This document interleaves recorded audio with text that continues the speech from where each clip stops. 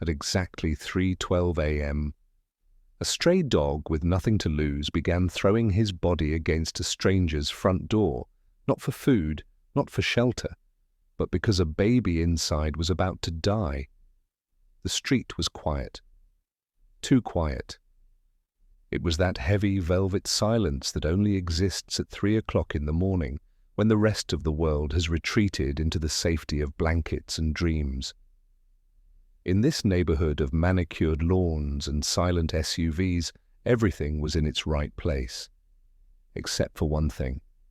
A stray dog stood frozen on the sidewalk, his ribs pressed sharply against his dusty, matted fur.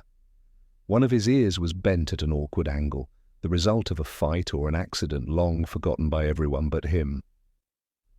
A thin, jagged scar cut across his snout, a permanent map of a life lived on the margins. Usually he was a shadow. He moved through the world unseen, scavenging for scraps, avoiding the heavy boots of angry shopkeepers and the cold spray of garden hoses. But tonight, he wasn't thinking about hunger. He wasn't thinking about the chill in the air or the ache in his paws. He was staring at the small, dark house at the end of the cul-de-sac. Something was wrong. It wasn't loud, it wasn't obvious. It was just a faint, rhythmic crackling like the sound of dry leaves stepping on glass. A bitter, acrid scent began to drift across the pavement, tainting the cool night air. Inside that house, a 7-month-old baby slept in a wooden crib, her breathing rhythmic and shallow, completely unaware that the walls around her were beginning to breathe heat. The dog took a cautious step closer, then another. He pressed his nose to the gap beneath the front door and exhaled a sharp huff of alarm. The smell was unmistakable now. Smoke.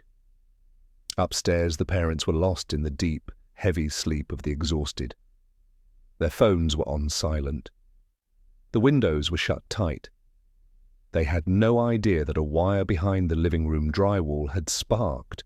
No alarm had triggered yet. No neighbor had looked out their window. No one was awake to help. No one, except the dog no one had ever claimed. This is the story of Ash, the dog who ran toward the fire when the rest of the world was fast asleep. To the residents of Oak Street, the dog was a ghost in the periphery of their lives. He didn't have a name then, though some of the neighborhood kids called him Scraps or Ugly. He was a mix of a dozen different breeds, a coat of matted charcoal gray that helped him disappear into the shadows of alleyways and under the chassis of parked cars. For 3 long years, he had survived in the cracks of a world that didn't want him. His daily life was a grueling exercise in tactical survival. Every morning at dawn, before the first commuters started their engines, he would visit the dumpster behind Pete's Diner. If he was lucky, there would be a discarded crust of sourdough or the fatty trimmings of a ribeye steak. If he was unlucky, he'd be met with a bucket of cold soapy water thrown by a cook who didn't want vermin near the kitchen. He learned to read human body language better than most people read books. He knew which gait meant a person was going to toss him a piece of bread and which heavy footfall meant a kick was coming. Despite the hardship, he was a creature of habit, and his most important habit involved the house at 412 Oak Street. It was a modest home with a blue door and a porch that smelled of jasmine. Every day at exactly 10 o'clock, he would emerge from a gap in the neighbor's cedar fence and sit behind a thicket of overgrown hydrangeas. He wasn't there for food, he was there for the window. Through the glass of the living room, he watched a young woman, Sarah, lay a colorful quilted mat on the floor. Then she would bring out the small human. The baby, Lily, was a bundle of energy and high-pitched sounds. Ash would sit perfectly still, his head tilted, watching as the baby practiced tummy time. He watched her struggle to lift her head, her tiny limbs flailing in an effort to move, Sometimes Lily would catch a glimpse of the dark shape in the bushes and let out a squeal of delight, her little hand smacking the glass. The dog never barked at her, he never growled. He just watched with a profound, quiet intensity. To the world he was a stray, a nameless nuisance that should be rounded up and taken to a shelter. But in his own mind, he was a guardian. He didn't have a pack of his own, so he had chosen one. He didn't have a home, so he stood watch over theirs. He knew the sounds of their car, the rhythm of their front door opening, and the exact tone of Sarah's voice when she sang to the baby. He was an outsider, looking into a paradise he knew he could never enter, yet he felt a fierce, inexplicable loyalty to the people inside that glass. He was a protector who had never been asked to serve, guarding a family that didn't even know his name. Mark and Sarah Miller were living the chaotic, beautiful dream of first-time parenthood. Their lives were measured in ounces of milk, hours of sleep, and the slow progression of a diaper bag that seemed to grow heavier every day. Like many young couples in the suburbs, they were perpetually exhausted. Mark worked long hours as an insurance adjuster, and Sarah spent her days navigating the whirlpool of laundry and infant developmental milestones. "Did you see that dog again today?" Sarah asked one evening, as the sun began to dip below the horizon, casting long, golden fingers across the kitchen tile. She was rinsing out a series of plastic bottles, her movements mechanical from fatigue.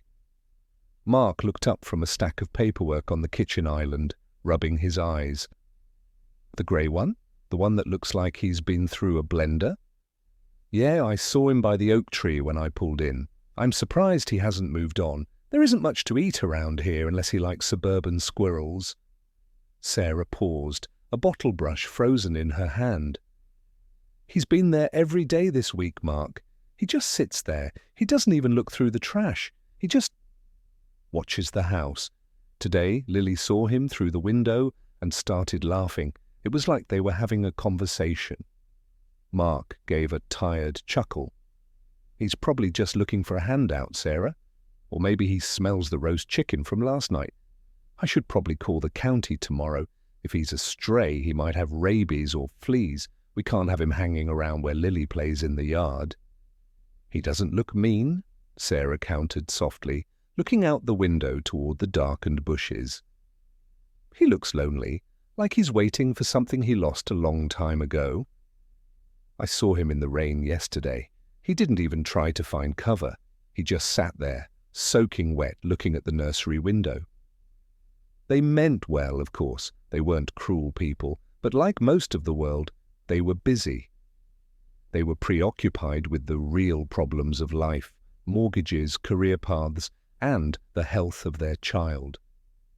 The dog was a footnote in their story, a piece of background scenery that occasionally elicited a moment of pity, but never a call to action. They assumed that the world was a safe place, protected by smoke detectors, sturdy locks, and a police department only a 3-digit phone call away. They never imagined that their safety was actually being held in the paws of a creature they were planning to call animal control on.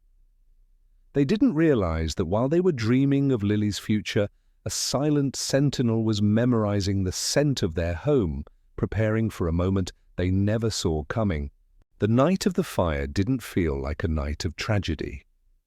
It felt like a night of rest. A heavy blanket of humidity had settled over the town, and the air was thick with the scent of coming rain. Inside House 412, the day had been particularly long. Lily was teething, which meant hours of inconsolable crying that had pushed Mark and Sarah to the brink of collapse. By the time the clock struck midnight, the house was finally, mercifully, quiet. Sarah had fallen asleep with her book still open on her chest. Mark was sprawled out in the guest room, having moved there to ensure at least one of them got enough sleep for the morning commute. Down in the basement, hidden behind a stack of moving boxes that had never been unpacked, a cheap plastic power strip began to fail. It had been overloaded for months, straining to power a dehumidifier and an old refrigerator. A tiny arc of blue electricity leaped from the socket to a stray piece of lint, then to a cardboard box. Within minutes, a small orange glow began to dance in the darkness of the cellar. It was beautiful, in a terrifying way, a flickering amber light that began to climb the wooden supports of the house. Outside, Ash was settling into his nightly ritual. He didn't have a bed, so he made do with a patch of dirt beneath the neighbor's porch that stayed relatively dry. He had just circled 3 times and tucked his nose under his tail when the wind shifted. Ash's nose was a sophisticated instrument capable of detecting scents diluted to 1 part per trillion. While the humans slept, their senses dulled by exhaustion and the physical barriers of drywall and glass, Ash's world was made of data carried on the breeze. He caught the scent of ozone first, the smell of electricity. Then came the acrid, biting sting of burning insulation. His eyes snapped open. He didn't move at first. He simply processed. This wasn't the smell of a cozy fireplace or a backyard barbecue. This was the smell of something wrong. He stood up, his joints popping in the damp air. He trotted toward the miller's house, his pace quickening as the scent grew stronger. As he reached the sidewalk, he heard it, a faint, rhythmic thrumming sound. It was the sound of the fire gaining strength, breathing in the oxygen of the basement and exhaling heat. To a dog, fire is a primordial enemy. Every instinct in his DNA screamed at him to run in the opposite direction. The woods were only a 1/4 mile away. He could be safe in the deep brush before the first window even shattered. But then he looked up at the 2nd story. He looked at the nursery window where the colourful curtains hung. He thought of the tiny human who smelled of milk and lavender. He thought of the woman who had looked at him with pity instead of anger. The fire was growing, but so was something else inside the dog. A sense of duty that transcended the fear of the flames. He stepped onto the porch, the wood cool beneath his paws, unaware that in a matter of minutes that same wood would be too hot to touch. Ash knew he had to wake them. In the wild, a dog's voice is his primary tool for communication, used to coordinate a hunt or warn of a predator. But in the suburbs, a dog's voice is often seen as a violation of the peace. He started with a low, guttural growl, pacing the length of the porch. When that didn't work, he let out a sharp, piercing yip. Nothing moved inside the house. The blue front door remained locked and silent. The smoke was no longer just a scent. It was becoming a visible entity, a thin grey mist beginning to seep through the vents near the foundation. Ash planted his feet and let out a howl. It was a long, mournful sound that echoed off the neighbouring houses. "Quiet!" a voice shouted from 3 houses down. A window slammed shut. Ash didn't stop. He turned his howl into a frantic, rhythmic bark. Work, work, work, work. He was putting every ounce of his lung capacity into the noise.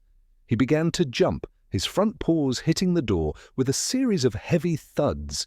He was trying to simulate the sound of someone knocking, someone desperate to get in. Inside the house, the smoke had reached the 1st floor. It was a silent killer, odorless to the sleeping humans because of the carbon monoxide it carried, which only served to deepen their slumber. The smoke detectors, unfortunately, were old.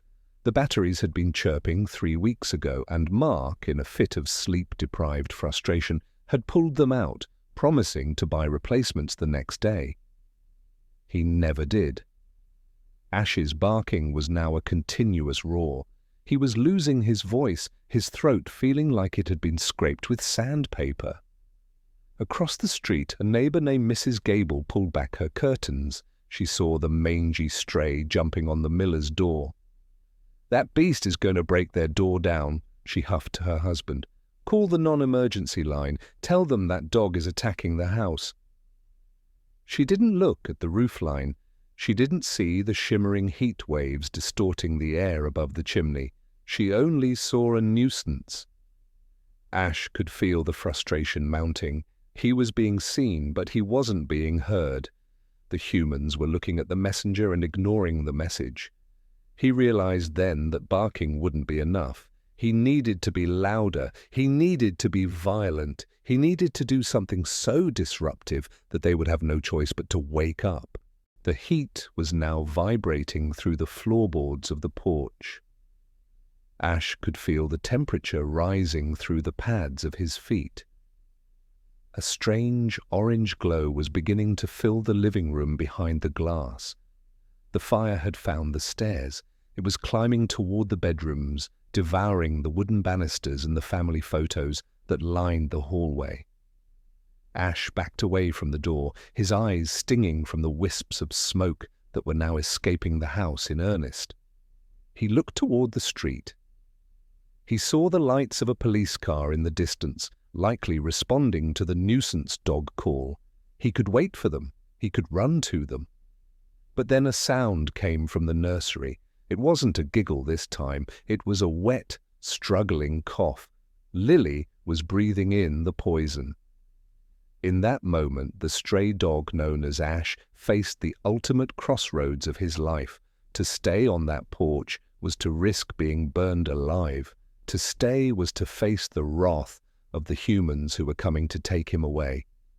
Every survival instinct he had honed over 3 years on the street told him to vanish into the night. He had no debt to these people. They hadn't fed him. They hadn't loved him. They hadn't even given him a name. He looked at the woods. He looked at the police lights. Then he looked at the window. He didn't run away. Instead, he did something he had never done in his life. He abandoned his fear of humans entirely. He didn't just bark. He lunged at the large ceramic planter Sarah kept by the door, filled with heavy soil and blooming petunias. With a desperate heave of his shoulders, he knocked it over. Crash. Then he turned to the large glass side panel next to the door. He knew glass was a barrier, but he also knew it was fragile. He took a deep breath of the tainted air, backed up to the edge of the porch, and launched himself, all 60 pounds of matted fur and muscle, directly at the house. He wasn't trying to get in to save himself. He was trying to break the silence. He was trying to break the spell of sleep that was about to become a permanent one for the family inside. As his body slammed into the frame, the glass cracked but didn't shatter. He fell back, bruised and dazed, but he didn't stop. He got up and did it again. He was a dog possessed, a creature who had decided that his life was a fair trade for the one inside that crib. He would either wake them up or he would die on their doorstep trying. While Ash was throwing his body against the door, the digital world was quietly observing. Mr. Henderson, a retired engineer living 2 houses down, was a light sleeper. He had installed a state-of-the-art security system specifically because he worried about vagrants and strays wandering the neighborhood at night. When his phone buzzed on his nightstand with a notification titled "Significant Activity Detected," he expected to see a thief. He opened the app, his eyes bleary, and watched the live feed from his doorbell camera. At first he was angry. He saw the grey stray dog, the one he'd tried to shoo away a dozen times, acting like a rabid animal on the miller's porch. He saw the dog knock over Sarah's favourite planter, heard the crash of ceramic on wood, and watched the animal launch itself at the glass side panel. "I knew that dog was trouble," Henderson muttered, reaching for his glasses. But as he adjusted his focus on the small screen, he saw something the other neighbors had missed. Behind the dog, silhouetted by the porch light, a thin, rhythmic pulse of orange light was flickering through the miller's lower windows. It wasn't a lamp. It was too bright, too irregular. And then he saw the smoke, not just a wisp, but a heavy black curtain beginning to billow from the eaves of the roof. The realization hit him like a physical blow. The dog wasn't attacking the house. The dog was trying to tear the house down to get the people out. Henderson's heart hammered against his ribs. He watched as the dog, clearly exhausted and limping from the impact against the glass, let out one final, agonizingly loud howl before turning toward the street, looking directly into the camera lens, as if pleading with whoever was watching on the other side. "God help them," Henderson whispered, his fingers trembling as he dialed 911. "I need the fire department at 412 Oak Street right now. There's a massive fire and there are people inside. A baby is inside." As he spoke to the dispatcher, he stayed glued to the screen. He watched the first police cruiser pull into the cul-de-sac. The officer stepped out, hand on his holster, expecting a dangerous animal. But then the officer looked up. He saw the flames licking at the second-story siding.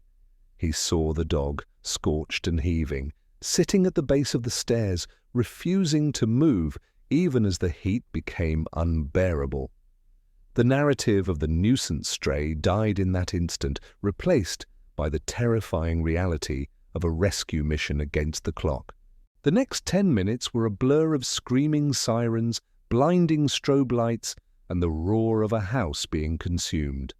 Inside, Mark Miller had finally been jolted awake, not by the smoke, but by the sound of the ceramic planter shattering on his porch. He stumbled out of bed, his lungs immediately seizing as he inhaled a lungful of toxic grey air.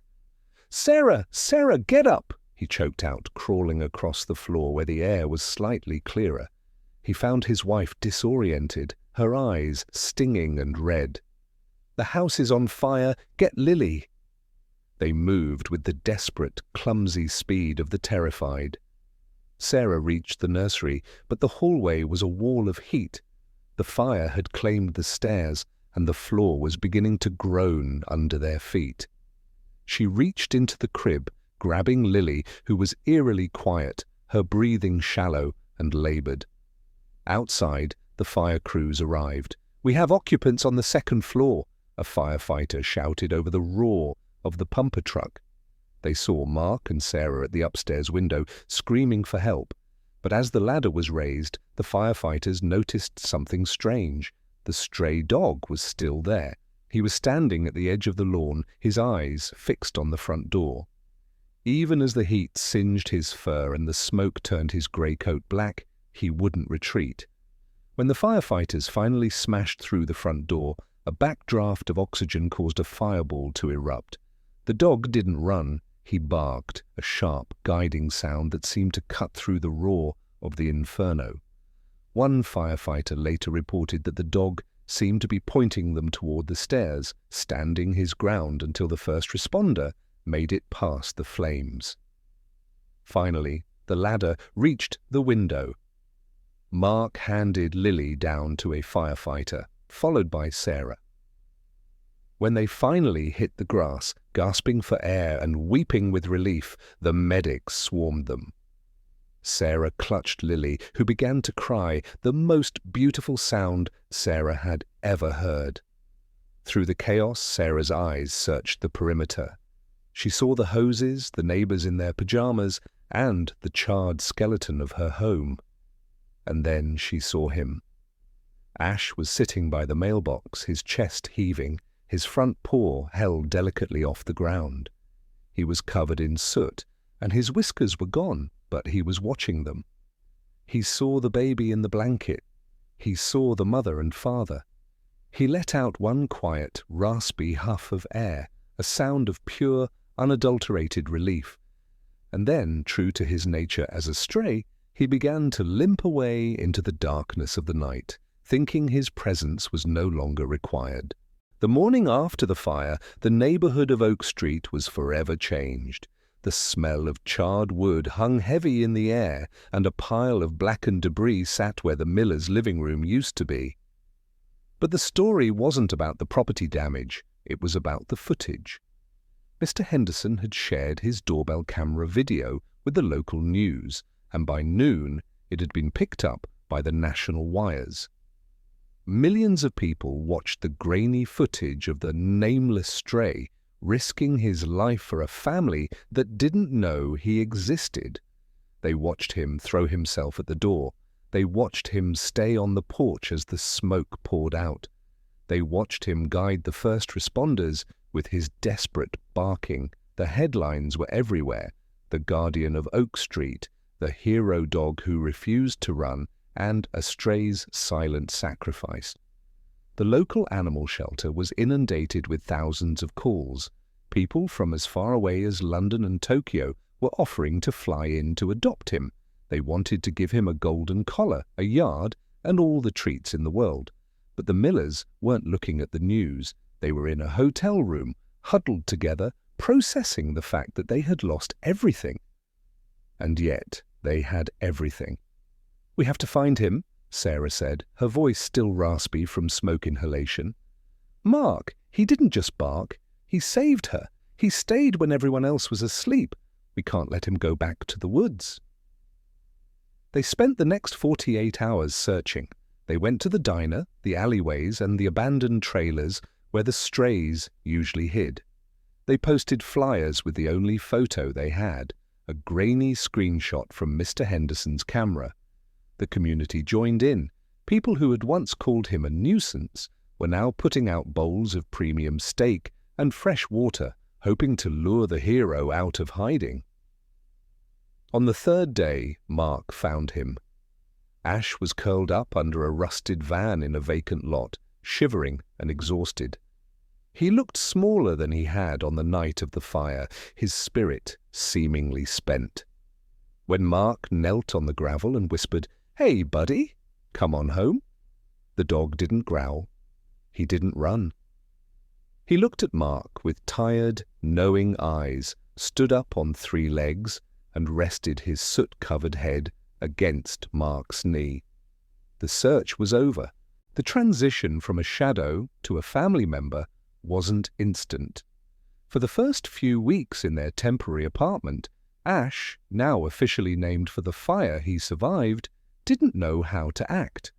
He didn't understand what a dog bed was, preferring to sleep on the hard floor near the front door. He flinched at the sound of the toaster and was wary of the overflowing bowls of food Sarah set out for him. But slowly, the walls he had built over years of survival began to crumble. The turning point came when they moved into their new, permanent home. Sarah set Lily down on a blanket in the living room for her tummy time, just like she used to. Ash walked over, sniffed the baby's head with a gentle curiosity, and then lay down in a protective circle around her. He wasn't behind a window anymore. He was exactly where he had always wanted to be. Today, Ash is the most famous resident of the town, but he doesn't know it. He only knows that he no longer has to scavenge for scraps. He knows that when it rains, he has a roof that doesn't leak. And he knows that every night, before Sarah and Mark go to bed, they check the smoke detector batteries, and then they kiss him on his scarred snout. The story of Ash serves as a powerful reminder to everyone who hears it. We often look at the strays of our world, whether they are animals or people, and see only their flaws. We see the matted fur, the scars, and the brokenness. We assume they have nothing to give because they have nothing to their name. But Ash proved that true heroism isn't about what you have, it's about what you're willing to give. He had nothing but his life, and he was willing to trade it for a baby who had never even touched him. Sometimes the world's greatest protectors are hidden in plain sight, waiting for a reason to show us who they really are. As Ash dozes off to sleep, his ears twitching at the sound of Lily's peaceful breathing, it's clear that he didn't just save a baby that night. He saved himself, finding a place where he would never be a shadow again. Do you believe that animals are sent to us as guardians in our darkest moments? Let us know your thoughts in the comments below.